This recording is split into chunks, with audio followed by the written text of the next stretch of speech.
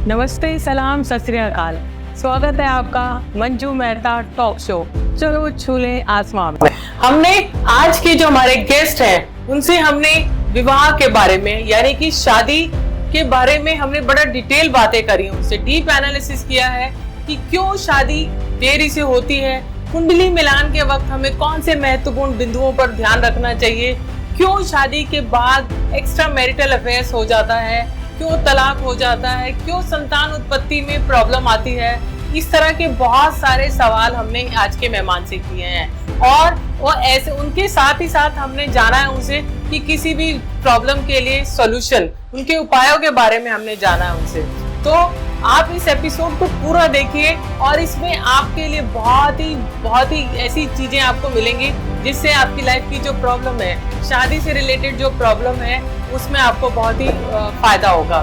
तो वीडियो को जल्दी से शेयर कर दीजिए, चैनल को सब्सक्राइब कर लीजिए और कमेंट लाइक करना मत भूलिएगा।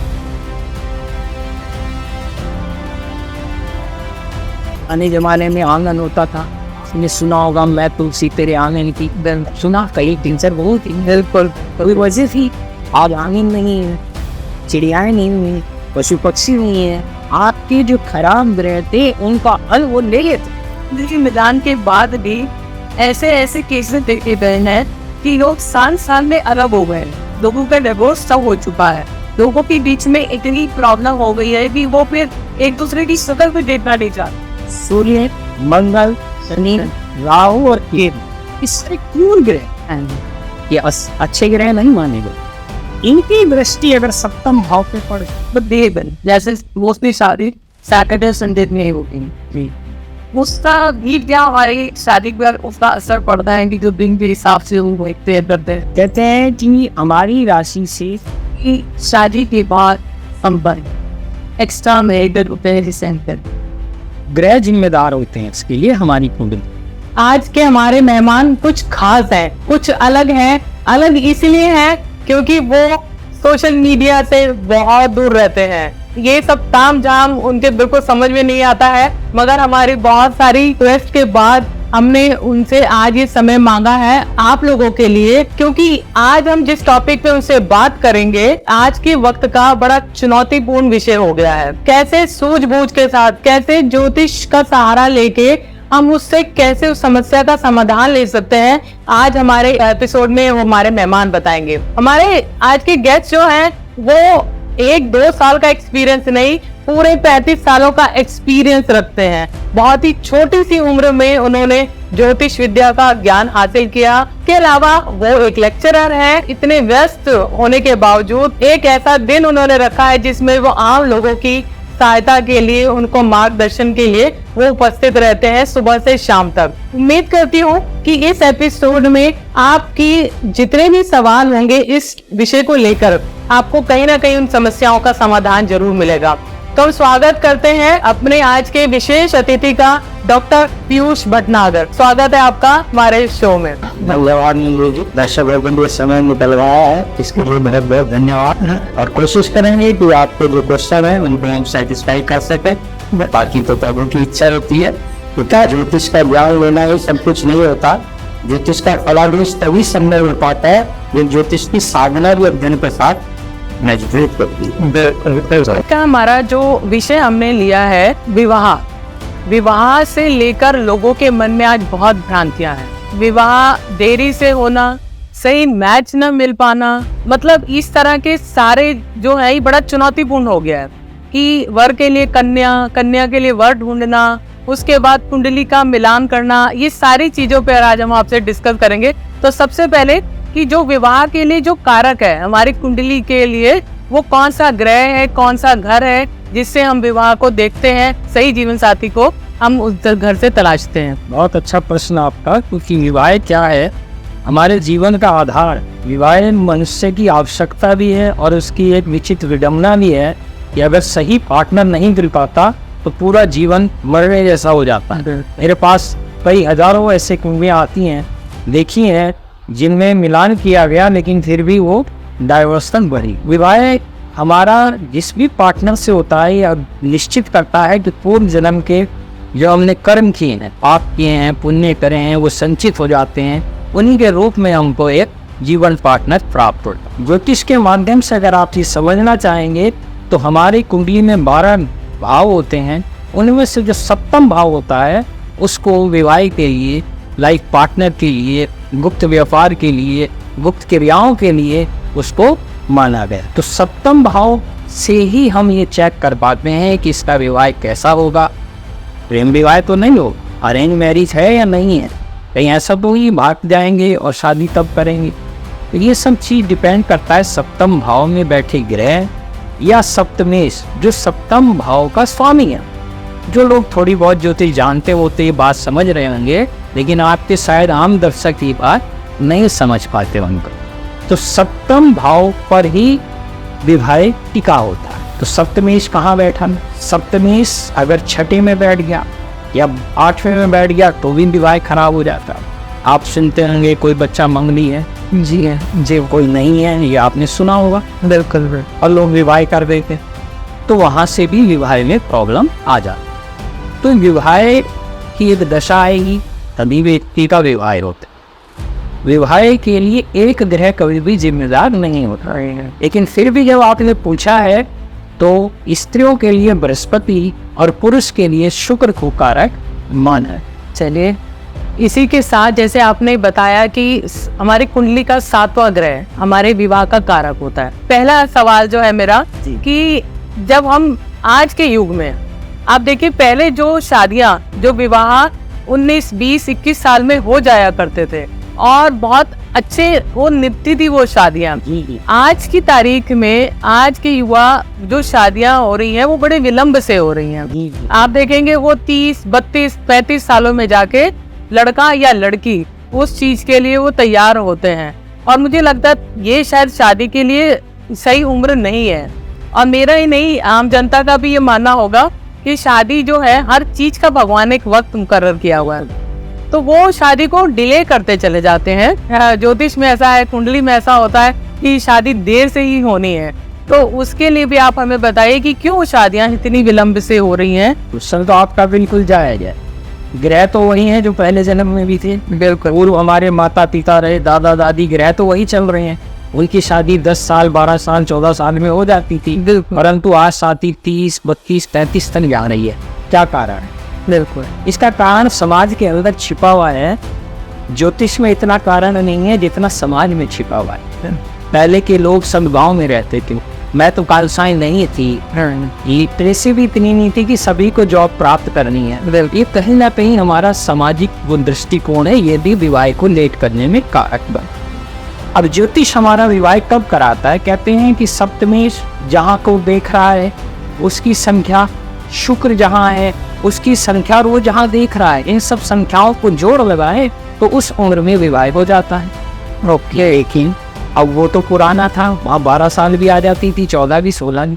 लेकिन आज के परिप्रेक्ष्य में फिर ज्योतिष को भी अपने विचार बदलने पड़े, क्योंकि वो पुराने ज्ञान से तो नहीं चला जा सकता। तो फिर हम उसमें 12 वर्ष ऐड करते हैं, तो 12 घर होते हैं। मान लिया किसी का आयु आई 14 साल निकल के कि इसका विवाह हो जाना चाहिए था।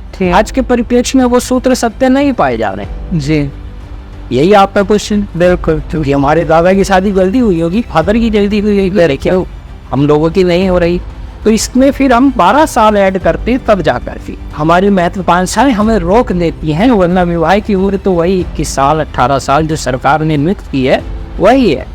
तो ग्रह भी जिम्मेदार इसलिए होते हैं, वो ग्रह हमारा मूव कर रहा है। जब विवाह का मान लिया 14 साल में योग आया, बच्चा तो पढ़ रहा है, या 22 साल में योग आया, बच्चा भी पढ़ रहा है, नौकरी के लिए कोशिश कर रहा है। पहले ऐसा नहीं होता था, पहले तो व्यापार, पिता का काम ही संभाल लिया, कुछ भी कर लिया, अब सब नौकरी की तरफ भाग रहे हैं। तो कहीं ना कहीं ये भी डिले हो रहा है। तो वो जब हमारा मूवमेंट निकल जाता है ग्रह का, तो फिर वो ग्रह 12 साल बाद जुड़ेगा। ओके, तो ज्योतिष के पॉइंट ऑफ व्यू से आप अगर समझना चाहें तो इसलिए विवाह भी लेट हो जाता है। तो कहीं ना कहीं ज्योतिष से ज़्यादा हम लोग भी जिम्मेदार हैं, क्योंकि हम उस जो दौर आया शादी का उसको हम डिले कर दे। अपनी इच्छाओं की इच्छा चंद्रमा से निर्धारित होती है, और चंद्रमा हर 2 दिन में बदल जाता है। बिल्कुल, तो कहीं ना कहीं हम भी जिम्मेदार हैं। ओके, तो चंद्रमा हमारे मन का कारक है, इसीलिए हम अपने मन की ज्यादा सुनने लगे हैं और हम ज्योतिष को नहीं मानते हैं या हम बड़ों के कहने पे नहीं चलते हैं। हमारे ड्रीम्स बहुत बड़े बड़े हो गए हैं। हर बंदा आज बड़ा कामयाब होना चाहता है। अंजू जी, आपका तो वास्तु सब्जेक्ट भी रहा है, इसमें कहीं ना कहीं वास्तु जुड़ गया है। बिल्कुल बिल्कुल विवाह का जो सुख है वो शुक्र देगा। बिल्कुल घर में मिट्टी नहीं है किसी के भी आज, बिल्कुल फ्लैट में चले गए हैं, पक्के मकान बना लिए हैं, पत्थरों में रह रहे हैं, फिर कहाँ से वो शुक्र आएगा। पुराने जमाने में आंगन होता था, सुना होगा मैं तुलसी तेरे आंगन की, सुना कहीं पिक्चर तो वो थी। बिल्कुल बिल्कुल कोई वजह थी, आज आंगन नहीं है, चिड़ियाएं नहीं है, पशु पक्षी नहीं है। आपके जो खराब ग्रह थे उनका अन्न वो ले लेते थे। ओके, उसके पीछे अगर आप लॉजिक, शुक्र मिट्टी होती है, घर में मिट्टी सबके पाई जाती थी, आज किसी के नहीं पाई जाती। उस ग्रह अपना वर्क कर रहा है, लेकिन हमने उस ग्रहों को स्टॉप कर दिया, रोक दिया है। ये बहुत ही आई थिंक हमारे दर्शकों के लिए ये बहुत ही आई ओपनिंग एक मैसेज है। मिट्टी से जो हम जोड़ रहे हैं, और आज के ज़माने में वाकई में सब बड़ी बड़ी कोठियाँ, फ्लैट्स और बड़े शहरों में हो गया, जहाँ खेती बाड़ी बहुत दूर हो गई है जहाँ से, तो वो वाला एक कारक आपने बताया जो जनरली आज के लोगों को नहीं इस चीज़ का मालूम है। इसके साथ ही अगर हम कहें कि ये तो देर से हो रही है, चलिए आपने ये कारण बताया कि शादी विलम्ब होने का कारण क्या है, क्यों कई बार ग्रह गोचर कर रहे होते हैं, तो वो गोचर का वक्त वो निकल जाता है, वो 12 साल हम इसमें और जोड़ लेते हैं, तब जाके वो टाइम दोबारा आता है हमारे लिए। मगर कई बार होता है कि शादी हो जाती है, शादी जब हो रही है उससे पहले हम क्या करते हैं, कुंडली मिलान। कुंडली मिलान एक बहुत जरूरी माना जाता है जब विवाह के लिए दो लोगों का हम जोड़ कर रहे हैं, दो परिवारों का मिलन होना है, दो आत्माओं का मिलन के लिए जब हम बात करते हैं, तो कई बार बड़े बड़े ज्योतिषों से कुंडली मिलान किया जाता है। मगर उसके बाद दुख किस बात का होता है कि कुंडली मिलान के बाद भी ऐसे ऐसे केसेस देखे गए हैं कि लोग साल साल में अलग हो गए हैं, लोगों का डिवोर्स तक हो चुका है, लोगों के बीच में इतनी प्रॉब्लम हो गई है कि वो फिर एक दूसरे की शक्ल भी देखना नहीं चाहते हैं। तो वहाँ पर ऐसा क्या हो जाता है कि कुंडली में ऐसी कौन सी चीजें रह जाती हैं, ऐसे कौन से महत्वपूर्ण बिंदु है जो वो नहीं बताए जाते और वो बाद में निकल के आते हैं, तो तब तक हमारे लिए देर हो चुकी होती है। ज्योतिष पे एक बहुत बड़ा कटाक्ष है आपकी तरफ से, और मैं इसे सत्य मानता हूँ। होता क्या है मंजू जी, जब हम कुंडली मिलवाने जाते हैं, पहले तो हम डिसाइड ही नहीं कर पाते कि किससे मिलवाने जा रहे हैं। आजकल हमारे समाज में एक पंडित जी होते हैं जो मंदिर में बैठे हैं, वो पूजा कर रहे हैं, वो उनसे ज्योतिष करा लेते हैं लोग जनरली। बिल्कुल, तो इजी जो उपलब्ध हो जाए उसके पास हम जल्दी चले जाते हैं, और पता चला या कोई बहुत अच्छा ज्योतिषी है, वहाँ तो जाने में ही बड़ा परेशान हो जाएगा व्यक्ति, समझ में आएगा लाइन लग रही है भाई, भीड़ है, तो हम एक इजी अप्रोच ढूंढते हैं कि किसी आसपास के पंडित जी से हम मिलवा लेते हैं। बिल्कुल, वहाँ मिलान में भी तकलीफ होती है। क्या मंगल दोष को देखा है, सब जग जाहिर है, पूरी दुनिया जानती है, लेकिन उस पर हम एक पर्दा डाल देते। कैसा पर्दा डालते हैं, भाई मंगलिक है बच्चा, लड़की मंगलिक नहीं है, तो कभी मंगल के साथ शनि बैठ गया, जो अधूरा ज्ञान है मैं उस पर थोड़ा सा मैं बोलना चाहूँगा। हाँ जी बिल्कुल, उसकी वजह से समाज में बहुत केस बिगड़ रहे हैं। बिल्कुल, हमने आपको लाए आज के लिए। बिल्कुल बिल्कुल, और मुझे दुख होता है क्योंकि 2 दूनी 4 है, या तो सब 2 दूनी 4 कहेंगे, लेकिन हमारी ज्योतिष लैंग्वेज में सब इक्वल नहीं हो पाते। बिल्कुल, तो मंगल के साथ शनि बैठ गया कि ज्योतिष कहते हैं ये दोष खत्म हो गया, जबकि अभी आप, क्योंकि ज्योतिष विद्या साउथ में बहुत डेवलप है, हाँ जी, अभी आप वहाँ जाएंगे वो उसको डबल मंगलिक कह देगा। बिल्कुल बिल्कुल, सूर्य, मंगल, शनि, राहु और केतु, ये सारे क्रूर ग्रह हैं, ये अच्छे ग्रह नहीं माने गए। इनकी दृष्टि अगर सप्तम भाव पे पड़ गई तो वो कुंडली की मैच अच्छा नहीं।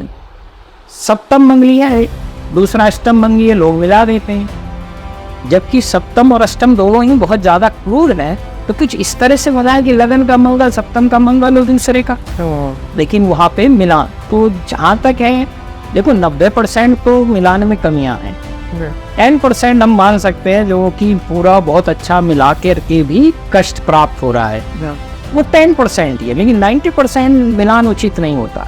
फिर मिलान जो 10% है वो क्यों केस खराब होते हैं, हम विवाह का एक मुहूर्त निकालते हैं, आपने देखा होगा विवाह का मुहूर्त होता है 4:10 निकला किसी का। बिल्कुल बिल्कुल, या किसी का निकला 1:30, लेकिन वहाँ बैंड बज रहा है, बाजा बज रहा है, डांस हो रहा है, पार्टी चल रही है, लेकिन वो मुहूर्त तक समय नहीं पहुँचता, जो मेरे अनुभव में आया है ज़्यादातर इस वजह से भी लिखा है। लेकिन मिलान उचित होना बहुत ज़रूरी है। गृह मैत्री मिलान में जो मेन है वो गृह मैत्री है। हम क्या करते हैं, गुण मिलाते हैं, भाई 36 में से 18 से ऊपर मिल गया, बिल्कुल, तो जनरली सब कहते हैं कल माँ बाप भी परेशान हो चुके हैं, एज बढ़ गई है, एज बढ़ गई है, तो वहाँ पे फिर अरे कुछ नहीं, ये वाला पूजन करेंगे और शादी कर दीजिए, ये एक भाव आ जाता है। बिल्कुल बिल्कुल, और वो भाव आना ही खतरनाक है, क्योंकि शादी तो कर दी, फिर अगर नहीं, वैवाहिक सुख देखना चाहिए। बिल्कुल, मिलान में हमें ये देखना कि सुख है या नहीं। सिर्फ विवाह मिला दिया, पुंगी मिल गई, वो काफी नहीं। सुख कहाँ से दिखेगा?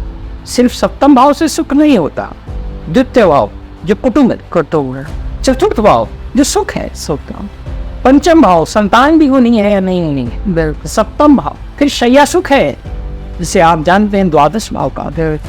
हम इन ग्रहों को और इन भावों को मिलाते वक्त नहीं देखते, क्योंकि 10-15 मिनट में पंडित जी ने मिलाना है, पंचांग मिलाया, उठाया, गुण मिले, आज ही को नहीं मिले। एक आम आदमी को तो नहीं पता। तो जब इन भावों में दिक्कत आती है, सही सुख में बैठ गए, राहु साहब बैठ गए, मंगल बैठ गए, दोनों 12 के, कितनी भी अच्छी कुंडली मिला लो, गड़बड़ होनी ही होनी। इस तरह से कहीं ना कहीं मिलाने में भी कमी है, मैं जो मानता हूँ। बिल्कुल नहीं, आपने बहुत ही खूबसूरत तरीके से इस चीज को आपने बताया है, जो आज का हमारा वाकई में सोचने का विषय है कि क्यों एक आम आदमी, एक आम इंसान ज्योतिष पे भरोसा करके। देखिए, अगर सबको ज्योतिष नहीं आती, यहाँ पे हर आदमी ज्योतिष की विद्या में पूर्ण नहीं होता है, तो वो शायद इसीलिए हम जाता है कि जब हमें तकलीफ होती है तो हम डॉक्टर के पास जाते हैं और डॉक्टर हमें मेडिसिन देता है, मगर वो मेडिसिन हमें कितनी लग रही है, उसके साइड इफेक्ट क्या है, ये हम नहीं जानते हैं। वो हमें बाद में पता चलता है उसको कि ये हमने खाई थी या तब हमें ऐसा हुआ था।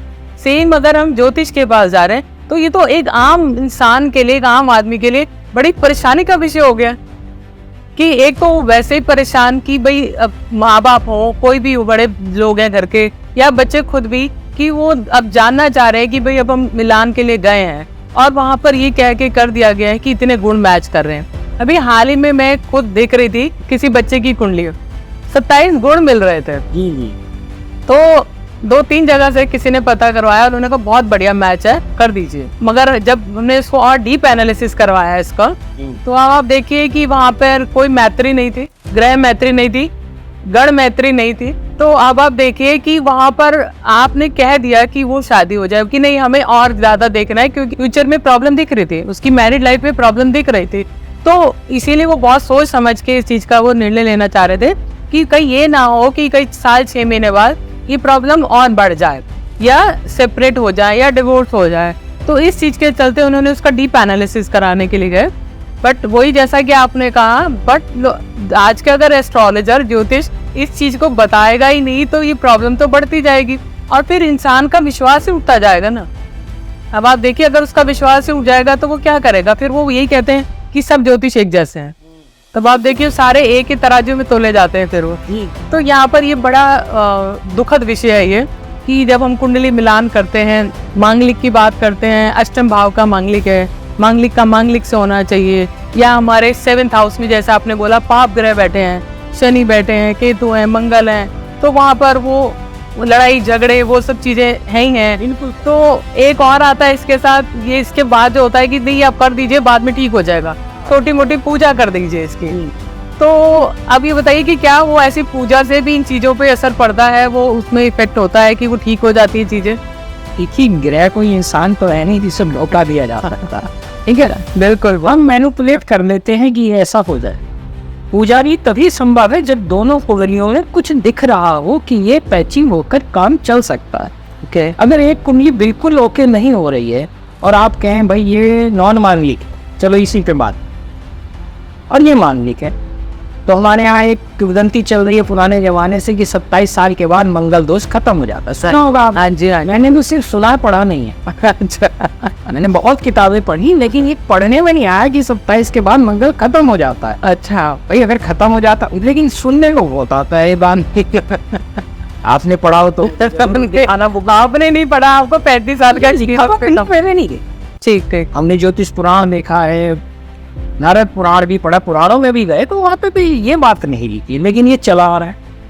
तो माँ बाप क्या करते हैं, सुनते आ रहे हैं, अरे 27 के बाद बन गई, खत्म हो गया, खत्म, कभी खत्म नहीं है। अभी मैं इस पे आपको बहुत बड़ा उदाहरण दूंगा। ठीक, मांगलिक के बहुत उदाहरण ऐसे हैं जो पूजन कराने के बाद भी सफल नहीं हुए। सिर्फ मंगल का हो गया, अब मंगल से मंगल मिल रहा है, और शनि राहु भी वहीं बैठ गए तो डबल मंगलिक हो गया, राहु और बैठ गया ट्रिपल मंगलिक हो गया। आपने कभी डबल ट्रिपल मंगलिक सुने? नहीं, ये लोग बोलते ही नहीं। भाई मंगल, शनि, सूर्य, राहु, केतु, पुस्तक महल वालों की किताब थी, मैंने कभी पढ़ी थी, उसमें टेबल दी है ओके कि अगर ये ग्रह भी बैठे हैं तो उनके कुछ पॉइंट्स बनेंगे, उससे फिर मैचिंग करो। मान लिया किसी को 300 पॉइंट प्राप्त हुए और किसी को 100, तो उनके आपस में क्या मिलान होगा? नहीं हो। हम लोग उस विधा को नहीं पकड़ रहे, हम उसी ट्रेडिशन पे मंगल से मंगल मिला होगा। नहीं, शनि, राहु, केतु, सूर्य भी उतने ही जिम्मेदार है। अब राहु लग्न में बैठ गया, हूँ में बैठ गया, तो ऐसा बच्चा तो बोले नहीं बोले। और वाणी से हमारे संबंधों को मधुर बनाया जाता है, और वाणी से ही संबंधों को कटु बनाया जाता है। तो वाणी पे किस ग्रह का इफेक्ट आ रहा है वो भी चेक करना जरूरी था।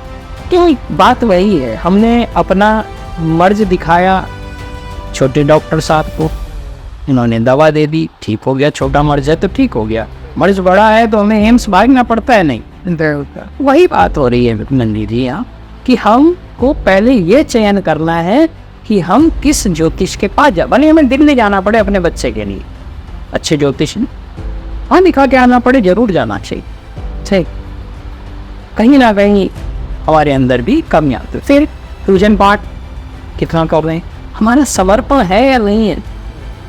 हम पिछले जन्म में कुछ पाप करके आए थे, मेरा जो मानना, इसीलिए जन्म में हमें ऐसी पत्नी या ऐसा पति प्राप्त होता है, तो कम से कम इस जन्म में तो ना करें ऐसा कि अगले जन्म में फिर ऐसे ही प्राप्त हो। बिल्कुल मिल गया, चलो ज्योतिष की गलती से हमें कोई जीवन साथी मिल गया, निभा, लेकिन आजकल निभा भी नहीं रहे। मेन चीज है मिलान, जो आपका था मिलान उचित कराए, एक ज्योतिष से नहीं, 2 से 3 से 4 से 4। अगर एक ने आपके मन में शंका डाल दी कि ये मंगलिक है, ये नहीं है, या शनि है, ये नहीं है, और वो फिर भी कह रहा है कि पूजा करी, पूजन अगर ग्रह मैत्री हो रही है तभी सफल है। ओके, 5 पॉइंट दिए गए हैं, 5 में से 5 मिल रहे हैं, 4 भी मिल रहे हैं तो ठीक है, लेकिन आधा गुण मिला हुआ है, और हम कहें कि भाई ग्रहों का पूजन कर लीजिए, घट विवाह कर लीजिए, मंगल का जाप कर लीजिए, और नॉन मंगलिक से शादी कर दीजिए। पेरेंट्स भी जोड़ देते हैं, अरे पंडित जी कोई उपाय तो होगा, कहते हैं हाँ, यानी डॉक्टर, वकील और जी ज्योतिष पंडित, ये अगर आपके विपरीत बोलेंगे तो आपको बुरे लगेंगे। वैद्य कड़वी गोली देगा, हमारे मीठी गोली दे दो, उससे रोग नहीं जाएगा। वकील साहब से हर मनचाही जीत लेंगे, नहीं लड़ने देंगे, उन्हें ऐसे केस हार जाओगे। ऐसे ज्योतिष को उसके अनुसार नहीं बोलने देते, बहुत सी जगह ही देख पेरेंट्स ही दबाओ, ये तो लव मैरिज होनी है जी, जैसे भी चाहे करवा दो, तो वहाँ पे भी दिक्कतें हैं। लेकिन हाँ, उचित मिलान नहीं हो रहा है। पूजन तभी संभव है जब ग्रह मैत्री हो रही हो। ग्रह मैत्री की जरूरत ही देते लोग, ना कि देना चाहिए। 12 में भी तो ग्रहों का पूजन करके फिर रहे हो, ग्रहों को दोष दे रहे हो, तो साफ गणित बना हुआ है इसका, इसके साथ ग्रह मैत्री नहीं हो रहा है। क्या करें? बहुत ही आपने बड़ी विस्तार से जानकारी आज जो हमारे दर्शकों को दी है। आई एम श्योर कि इनको इस चीज़ से बहुत लाभ होने वाला है, और इस चीज़ को आप देख के समझ के आगे अपने फ्यूचर में बच्चों के लिए आप कैसे ज्योतिष से मिलें, कैसी क्या क्या पॉइंट्स आपको उसको ध्यान रखना है, ये सब चीज़ें उनको ज़रूर इससे लाभ मिलेगा। अब इसके साथ ही है कि अब शादी हो जाती है, कुंडली कैसे तैसे मिलाई और विवाह हो गया हमारा। और विवाह अभी क्या हो गया है कि अब जैसे होता है कि आजकल वीकेंड्स मैरिजेस का बड़ा ट्रेंड है ना, कि कन्वीनियंस अपनी सुविधा अनुसार कि हमें सैटरडे संडे सूट करता है जी, हम सैटरडे संडे शादी करें, है ना। तो जैसा कि आपने पहले ही बोल दिया कि सही मुहूर्त, तो मुहूर्त पे तो मुझे नहीं लगता है कि वो 80% जो मैरिजेस हैं, जो फेरों का जो हमारा मुहूर्त होता है उस टाइम पे वो होते ही नहीं है। क्यों? क्योंकि उससे पहले इतने आजकल ताम झाम शो ऑफ ये सब हो गया है, इतना फ़ोटोशूट होगा, ये होगा, वो होगा, तो उस चक्कर में वो जो हमारा जो बड़ा ऑस्पिशियस टाइम है पैरों के लिए वो तो निकल ही जाता है। और उसके बाद हो जाता है कि हमारा जो डेज है, जैसे मोस्टली शादी सैटरडे और संडेज में ही होती है, उसका भी क्या हमारी शादी पर उसका असर पड़ता है कि जो दिन के हिसाब से हम देखते हैं करते हैं फुल इफेक्ट पड़ता है। सबकी राशि अलग, बिल्कुल मुहूर्त राशि के अनुसार निकलता है। जी। कहते हैं कि हमारी राशि से चौथे, आठवें और 12वें चंद्रमा नहीं होना चाहिए उस दिन, किसी भी मुहूर्त में देख ली। ओके। और शनिवार को अगर वही पड़ रहा है तो मुहूर्त निकाल के दे दिया। मुहूर्त क्या करते हैं, हमने मिलापत उसमें सारणी में पढ़ा मुहूर्त है, हाँ भाई शादी का मुहूर्त है कर दो, लेकिन उसके लिए है या नहीं है, गलत बात हो जाती है। तो मुहूर्त चिंतामणि ने भी दिया है कि बिना मुहूर्त के अगर हम कोई कार्य कर रहे हैं तो उसके जिम्मेदार वो। और मुहूर्त में 10 दोष दूर करने का मुहूर्त निकाला जाता है मंजू जी। अच्छा, वो 10 दोष दूर करने के लिए आप सोचो, लता पता युति भेद ये सब देखा जाता है, तब जाकर के मुहूर्त निकल। इतना देखने का मतलब है आप 2 से 3 घंटा में लगेगा। ओके, तो क्या ये पॉसिबल है कोई ज्योतिष बैठ के 2 से 3 घंटा सिर्फ आपको मुहूर्त निकालने के लिए लगा रहा है? नहीं है ना। मुहूर्त तो ज्योतिष लोग 5-10 मिनट निकाल के दे दे करके दे देते हैं, बिल्कुल वो 10 दोष को नहीं देखते, सीधे जो चंद्रमा देख करके निकाल वो उचित। लेकिन जो बिल्कुल भी कुछ नहीं देख रहे, सिर्फ ये देख रहे हैं विवाह का मुहूर्त है आज या नहीं है, ये नहीं देख रहे कि इन दोनों के लिए है, वहाँ गलत हो जाता है सैटरडे संडे। ओके, चलिए ये तो आपने बताया कि कैसे हमें मुहूर्त निकालते वक्त क्या कौन सा पॉइंट पे ध्यान रखना है। अब इसके साथ ही अब चलिए मैरिज हो भी गई, अब हम नेक्स्ट पॉइंट पे आ जाते हैं, शादी के बाद संबंध, एक्स्ट्रा मैरिटल अफेयर जिसे हम कहते हैं, लड़के का या लड़की का, वो क्यों हो जाता है, कैसे उसे हम कुंडली में किस उससे हम देखते हैं ज्योतिष की नज़र से कि क्यों ये हो जाता है और इससे हम कैसे इससे बच सकते हैं। ये मंजू जी ग्रहों से बचा तो जा नहीं सकता है, ये तो पूरे प्राचीन काल से चला आ रहा है जी। ग्रह जिम्मेदार होते हैं इसके लिए हमारी कुंडली। ओके, इसीलिए स्त्री की कुंडली में सप्तम भाव व सूर्य का बैठना अच्छा नहीं माना है। जी, 7वां घर, सातवीं का घर, साथ ही करें। वैसे मैं मेन 2-4 चीज़ें आपको ऐसी बता देता हूँ कि किसी की भी कुंडली में आप चेक करके इन चीज़ों से जान सकते हैं और इसे दूर रहने में फ़ायदा है, बचा नहीं जा सकता। ओके, योग अगर आ गया है, ज्योतिष में योग की ही महत्ता है, बिल्कुल। योग अगर बन गया है तो उसे कोई दूर नहीं कर। इसी वजह से ये सारी चीज़ें जो आपने ज्वलंत समाज में चल रहा है उसका क्वेश्चन पूछा है, शुक्र और मंगल इसके लिए बहुत जिम्मेदार है। बहुत सी कुंडलियों में शुक्र नीच का हो जाता है, मंगल भी नीच का हो जाता है, या शुक्र मंगल की युति बन जाती है, एक साथ बैठ जाते हैं, या इनकी दृष्टि पड़ जाती है। मंगल शुक्र तो केवल सप्तम भाव को देखकर 7वीं दृष्टि से देखता है, मंगल 4थी दृष्टि से भी देखेगा, 8वीं से भी देखेगा और 7वीं से तो देखा, 7वीं से तो कहीं ना कहीं मंगल शुक्र को देख रहा है। तो ऐसी संभावना मानी गई है ज्योतिष में कि ये अन्य स्त्री या अन्य पुरुष की तरफ आकर्षित हो सकते। शुक्र कहीं राहु से पीड़ित हो रहा है तब भी ये माने गए हैं। राहु की बृहस्पति वाली दृष्टि दी गई है, 5वीं 7वीं 9वीं 9, राहु कहीं तो नहीं देख रहा है, तब भी ऐसा हो जाता है। शुक्र और शनि कहीं साथ तो नहीं बैठ गए हैं, वहाँ पर भी ऐसा देखा गया। फिर शुक्र और बृहस्पति दोनों बहुत अच्छे ग्रह हैं, ये 2 अच्छे मानिए, शुक्र दैत्य गुरु है, हाँ, और बृहस्पति देव, ये 2 साथ बैठ गए तो कहीं ना कहीं तब भी ऐसा देखा गया, जबकि पवित्र ग्रह ऊपर बैठे हुए हैं। लेकिन इनकी जो अनुभव में आया है कि इन्होंने भी कहीं ना कहीं अपने संबंध खराब करके अन्य जगह अच्छा रिश्ता दो। तो शुक्र शनि हो गया, शुक्र राहु हो गया, शुक्र केतु हो गया, शुक्र मंगल हो गया, और शुक्र बृहस्पति ने भी कई बार ऐसी स्थिति। शुक्र क्या है? शुक्र किसी भी पुरुष के वीर्य का स्वामी जी, ये थोड़ा सा अलग है। हाँ, मंगल क्या है? स्त्री के रज है। जब ये मिलते हैं या आकर्षित होते हैं तो इन ग्रहों की वजह से आकर्षित होते हैं। इसीलिए शुक्र और मंगल बहुत जिम्मेदार हैं। तो कभी भी कुंडली मिलानी हो तो शुक्र और मंगल को विशेष रूप से भले ज्योतिष नहीं देख रहा, आप पूछिए, आप माँ बाप हैं तो आप लोग। तो ये सबके लिए वाकई में ये बहुत ही डीप एनालिसिस हो रहा है आज, जी, जो मैंने नहीं सोचा था कि ये एपिसोड हमारा और ये टॉपिक हमारा इस तरह से ये मोड़ लेगा। आई एम श्योर कि बहुत सारे हमारे दर्शकों को इस चीज़ की जानकारी भी नहीं होगी कि कैसे ग्रहों की युति से कैसे कौन सा ग्रह किसके साथ मिलके क्या काम कर जाता है, और हम सोचते ही रहते हैं कि ये मेरे साथ ही क्यों हुआ, या मत ना चाहते हुए भी वो इंसान ये काम में पड़ जाता है और उसको पता ही नहीं होता कि ये गलत है सही है, मगर वो उस तरफ चला जाए। अब ये भी आपने बता दिया कि एक्स्ट्रा मैरिटल अफेयर जो आज का हमारा जो बड़ा फायरी टॉपिक सब्जेक्ट है, आप हाँ। पूछा। वैसे तो कहा गया है कि ज्योतिष को कभी भी ये चीजें चर्चा में लानी नहीं चाहिए, लेकिन आपने दर्शक मगर देखिए मेरा काम है इस पॉडकास्ट के थ्रू लोगों तक बिल्कुल सही जानकारी पहुंचाना, मगर मेरी कोशिश हमेशा यही रहती है दिग्गजों को मैं यहाँ पे लेके आऊँ, जिनके आने से, जिनके ये जानकारी देने से उनकी जानकारी में, उनके ज्ञान में इजाफा हो। फर्क जिसे पड़ रहा है उसके लिए पूरा जीवन का मरना हो जाता है जी, कि अगर आपका कुंडली मैच सही से नहीं हुआ है तो किसी के कुंडली में एक विवाह से नहीं होता, 2-3 विवाह 4 विवाह भी होते हैं। वो यही क्रूर ग्रह सूर्य, शनि, राहु, केतु, मंगल ये जिम्मेदार है। इन्होंने सप्तम भाव को पीड़ित किया है या सप्तमेश को पीड़ित किया। सप्तमेश माने ये जो सप्तम में जो राशि देना है उसका स्वामी से उन्हें पीड़ित कर। एक क्रूर ग्रह पीड़ित कर रहा है तो एक तलाक हो जाता है। 2 क्रूर ग्रह पीड़ित कर रहे हैं तो 2 बार भी तलाक। इसलिए उनका फिर विवाह 2 बार 3 बार विवाह निकल जाता है। कई का तो 50 साल 55 साल में भी विवाह करते हैं। बिल्कुल, कारण यही क्रूर ग्रह का होता है।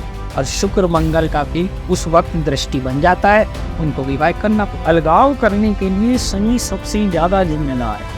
2 पेयर बहुत अच्छा जी रहे हैं, 1 साल कट गया, 2 साल कट गया, पता चला तीसरे साल आते ही विवाह लेंगे, एक दूसरे की शक्ल देखना नहीं चाहते। एग्जैक्टली। अभी मेरे पास 3 दिन से अमेरिका वाले आ रहे हैं, वहाँ के क्वेश्चन आ रहे हैं और तीनों में यही क्वेश्चन आ रहे हैं। ओके, खुद ये सोच के कि क्या दिक्कत आ रही, वही शनि आ रहा है सब में, तीनों की स्पीड है। शादी लव मैरिज करिए, जाके वहाँ बस गए हैं और वहाँ फिर उनमें जूते बज रहे हैं। अब क्या हो रहा है, लड़की को बेचारी को वापस आना पड़ रहा है, लड़का जॉब माँ कर रहा है। तो इस तरह की केस तो जहाँ तक जिम्मेदार है शनि न्याय का कारक भी है। बिल्कुल। तो वहाँ पर कोई एक भी कपल में से एक भी दर उधर किसका तो तुरंत न्याय। अब इतने सारे प्रॉब्लम्स हमने शादी से रिलेटेड, शादी हो गई नहीं हो रही, कैसे होगी, डिवोर्स क्यों हो जाता है, एक्स्ट्रा मैरिटल अफेयर क्यों है, ये सारी चीज़ों पे हमने डिस्कस किया। बट अब हर एक, क्योंकि कोई भी प्रॉब्लम बिना सॉल्यूशन के नहीं होती जी, जैसे कोई भी ताला बिना चाबी के नहीं बना आज तक, तो ऐसे कोई भी प्रॉब्लम बिना सॉल्यूशन के नहीं हो।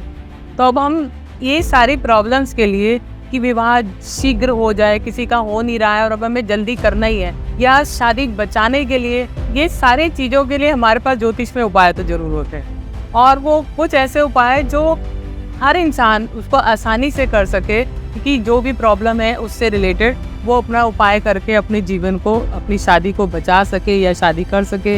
ये सारी चीज़ों के लिए आप हमें उपाय जरूर मंजू जी, उपाय से ही दर्शकों को आपके लाभ हो सकता है। बाकी मेरे तो सिर्फ ज्ञान की हैं, बिल्कुल, कि जिसके पास गुजरती है वही जानता है कि क्या दर्द हो रहा है। बिल्कुल, जो तन लागे सो तन जाने। तो शादी शीघ्र कैसे करें, कुछ उपाय हैं, अगर आप चाहें तो नोट कर सकते हैं। बिल्कुल। पहले देखो, आपने सुना होगा गाय को रोटी दी जाती थी। बिल्कुल। आजकल शायद गाय नहीं मिलती हैं तो लोग रोटी को नहीं देते हैं। जानते हैं कि माँ पार्वती की सेवा करें तो विवाह शीघ्र हो जाता है।